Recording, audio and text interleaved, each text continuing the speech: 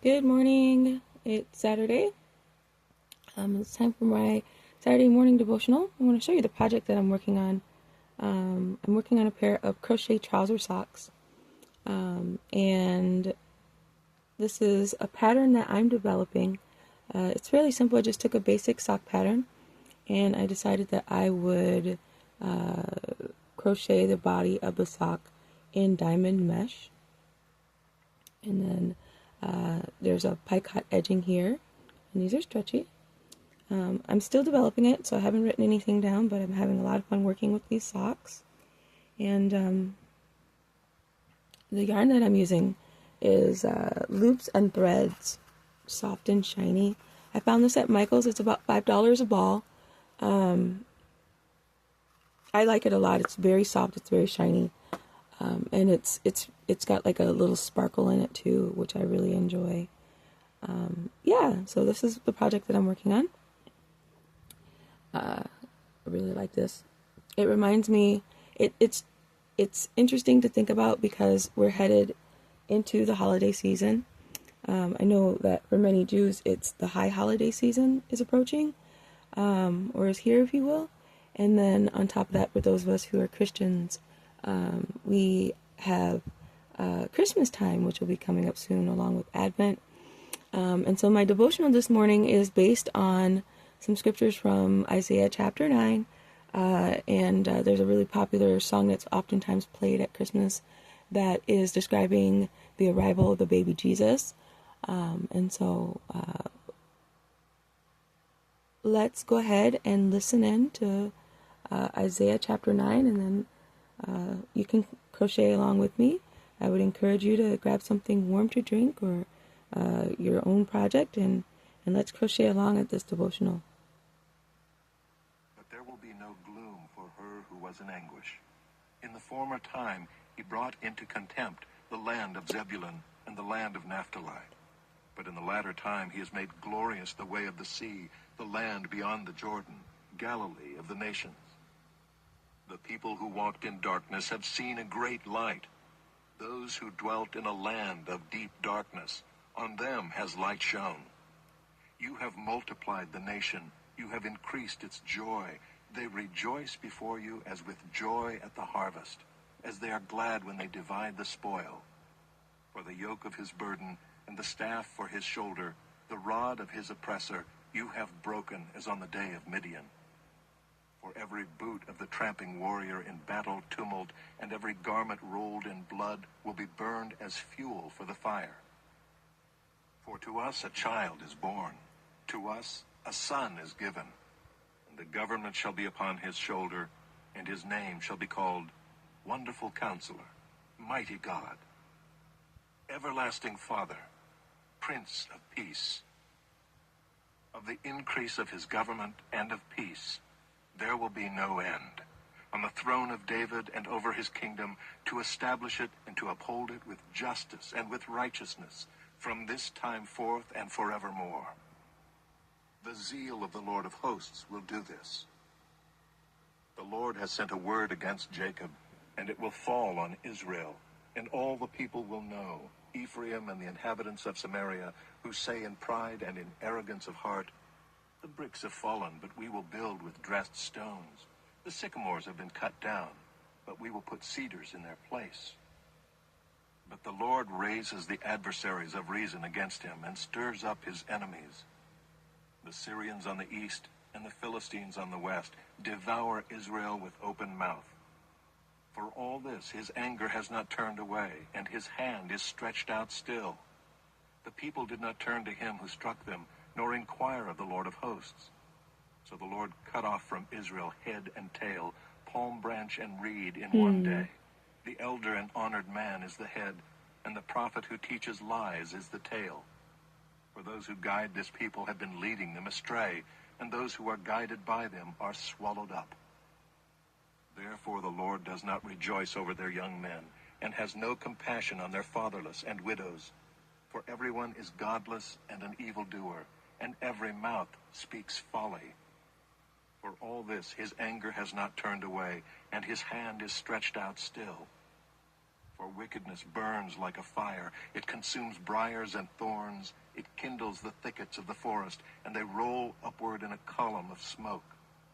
Through the wrath of the Lord of hosts, the land is scorched, and the people are like fuel for the fire. I'm having some No technical one spares difficulties another. here. Hang on. They slice meat on the right, but are still hungry. And they devour on the left, but are not satisfied. Each devours the flesh of his own arm. Manasseh devours Ephraim, and Ephraim devours Manasseh. Together they are against Judah. For all this his anger has not turned away, and his hand is stretched out still.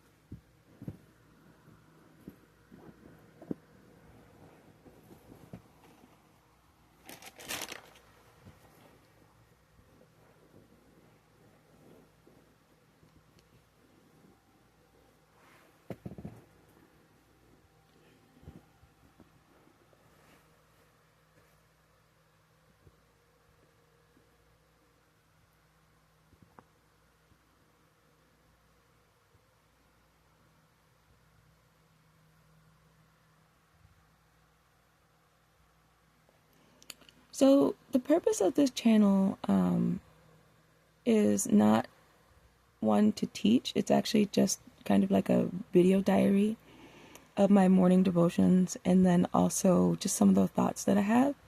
And then I just happen to be a crocheter, so I crochet too. That's kind of the aim behind this. So I think the most interesting thing that I got from the devotional this morning, Isaiah chapter 9, is really just that, our God is a man of war. And what that means is he does fight, and he does assure that our enemies are destroyed. And he's consistent about that. And so for me, it helps me to sort of stay encouraged to remember that even when it feels like I'm losing, that he still has the victory. So I'm going to continue. Oh, actually, I'm sorry. There's a song by Handel that I really enjoy. Let's see if I can't pull it up for you.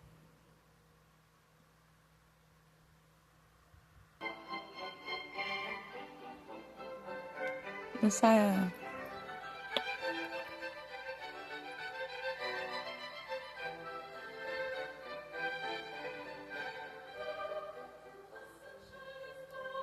I don't really care about copyright. I don't do this for the money.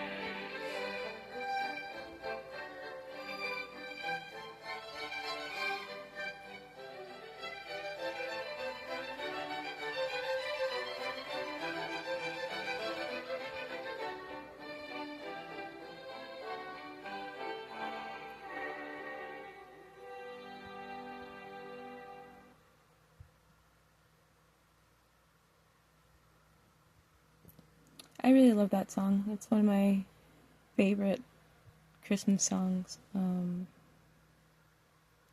think I was saying earlier, we're headed into the high holiday season for Jews, and then Christmas season, Christmastide, is coming for Christians. And it really means a lot to me. I am one of those people that believes that in Christ every day is reason to celebrate Him. Every day would be Christmas, if you will, and I don't mean it in the material sense. I mean every day in Christ is a day to celebrate Him. That's what worship is about, I believe.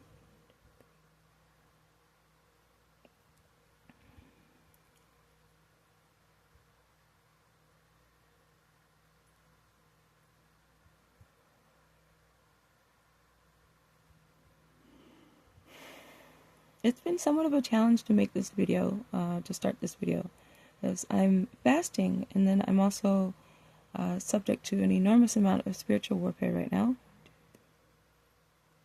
And it's not just like, emotional pain. This is actual warfare. We don't wage war against flesh and blood. So there are very real evil spiritual entities and forces that target us as believers.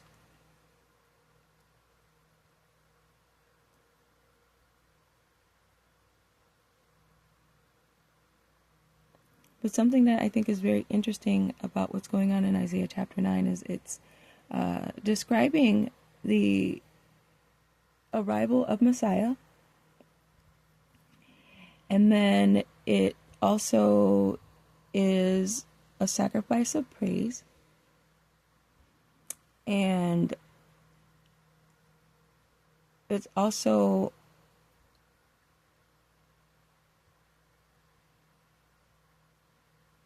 a description of the judgment that those who are arrogant and oppressive will suffer.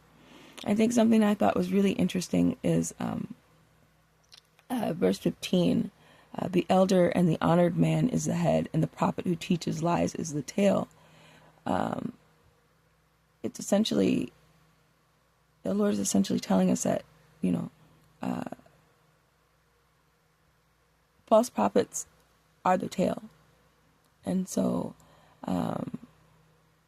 basically anybody who decides to share information about God falsely is the tail. And so it's taken me some time to really feel comfortable talking about false prophecy, because, a false prophet is a false prophet, but a lot of people aren't really sure what prophecy is. I think a lot of people think that prophecy is fortune telling or telling the future. And it's not that. Prophecy is holy instruction from God through a prophet or a prophetess.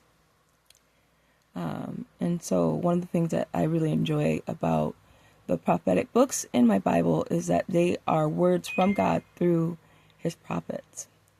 And what's really cool about them is that those prophecies I found are still valid to this very moment.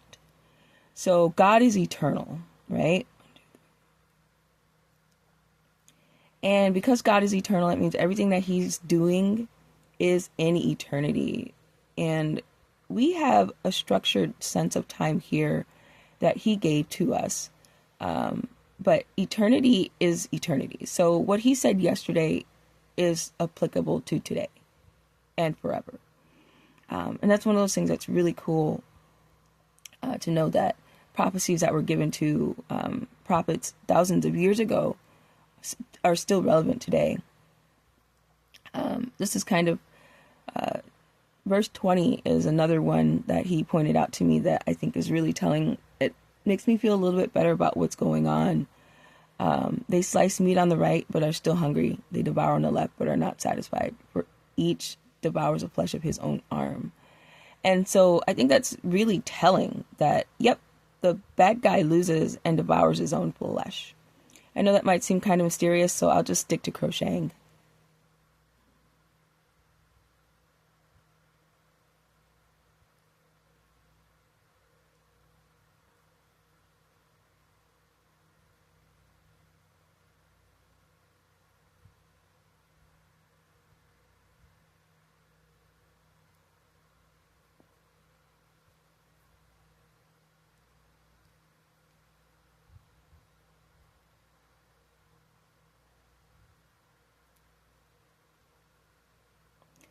Lord God, I hear them praying in the Spirit. And the thing that frustrates me the most is the fact is that their spirits are praying, but their flesh is not. And so when people and their spirits decide to pray separately, that's double-mindedness. So if you would please pull into the Spirit anyone who is praying in the Spirit at this time.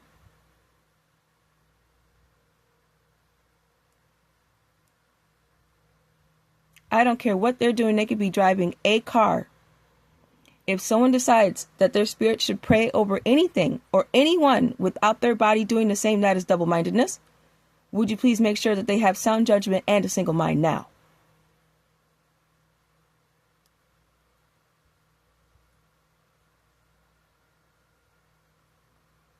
One of the things that I find most comfort in is interceding on behalf of other people.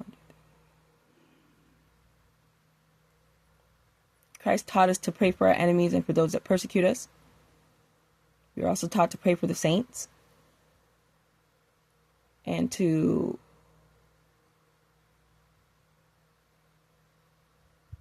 seek God out in everything that we do. And something that I think is very interesting to me is that he really just wants us to pay attention to him and not to ourselves. He's the one that needs to increase and we must decrease. And I think that's pretty awesome. I know I'm windy right now, and I'm sure you guys don't want to hear anything I have to say. You want a crochet pattern. There are plenty of them on the internet for you. This is a personal pattern that I'm developing. If I choose to publish it, I will. But I may not. It's not a difficult pattern. Those of you with basic crochet skill can figure this out.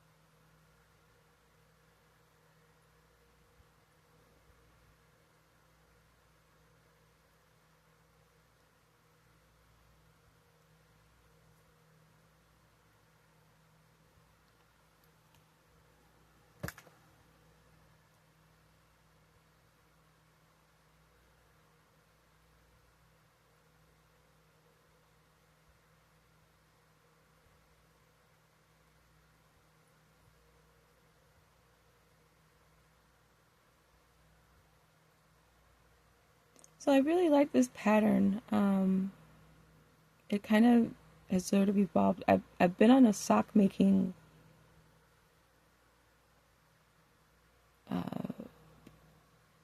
kick for a while, and it didn't occur to me that you could make fun crochet socks. I'm not necessarily too interested in sharing them with other people, not because I'm selfish, but because I don't want it to be about me and the patterns that the Lord leads me through. I'd rather these be about the Lord. And so one of the things about platforms such as YouTube and TikTok and social media in general is that it's very self-centered and self-focused. And I find that to be really displeasing. But at the same time, they are a good way of sharing information. And they're also a good way of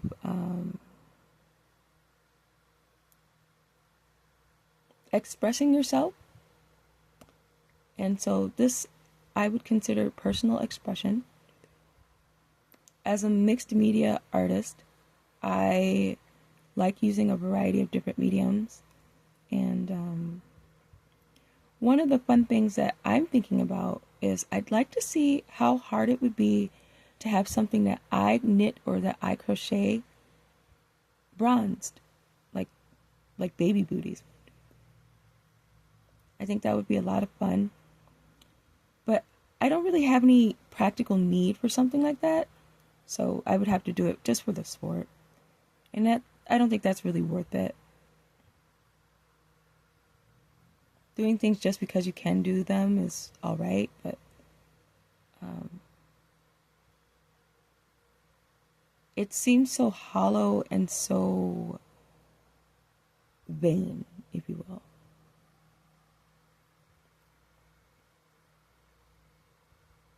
I don't like that. The Lord said, I came so that you might have life abundantly. And the richness that God puts into our lives is never vain. And it's more satisfying than just random vanity.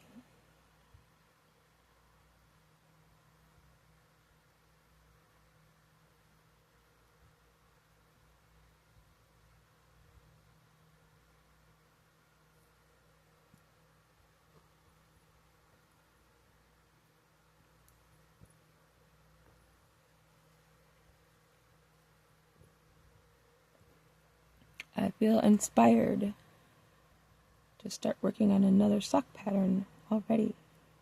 This is what this is looking like so far.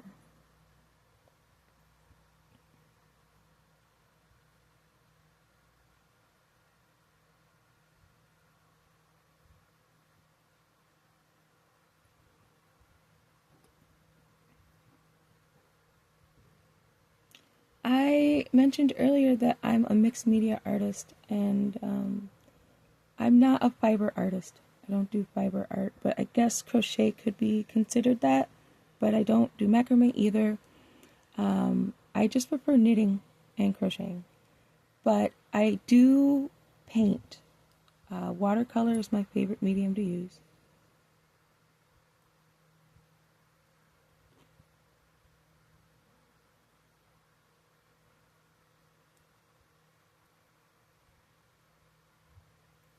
Nail polish is my second favorite medium to use. I like painting my fingernails, which look terrible. That's okay. I'm kind of in between manicures right now. And late last month, I went through a black walnut harvest, and it stained my nails and my fingers, and it was really embarrassing. But I have a bunch of delicious fresh black walnuts now that I'm very excited for. But nail polish is one of my favorite mediums to use also. I like painting with nail polish, and I like painting my nails with nail polish. And I don't have many pieces of art left that I've painted with nail polish as a medium, but it does something really fabulous, especially on paper, canvas, and porous ceramic.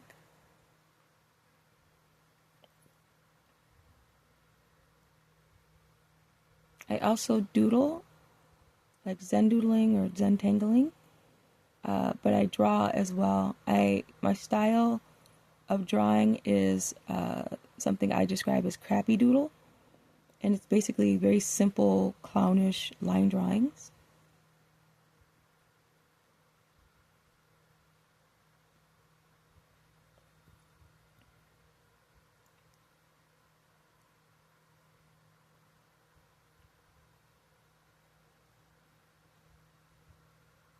I think art is a really great way of expressing yourself, but I think a lot of people think about art in like a occupational way, like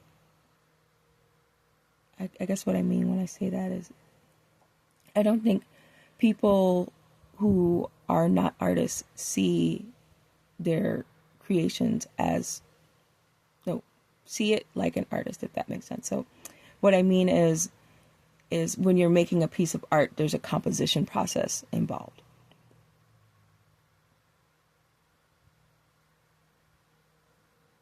And so just, throwing a bunch of paint onto a canvas is not necessarily the process.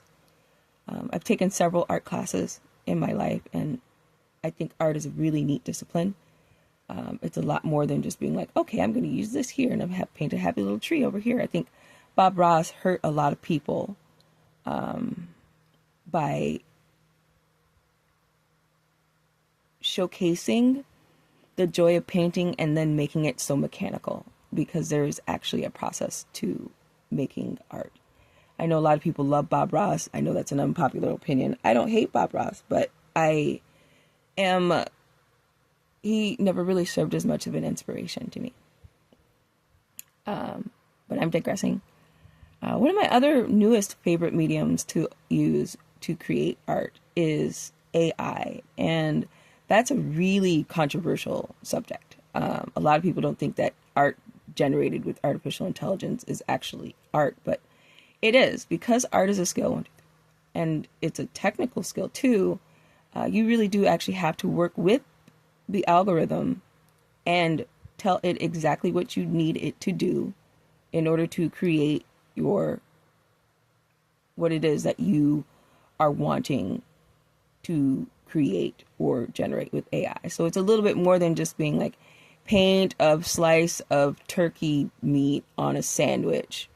You actually do need to go into detail about what type of style. I told you earlier that my favorite medium to paint with is watercolor. So you know, as an artist, I do have to tell any AI software that I'm using to use the medium that I want it to use, which might be ink, line drawing, or pen.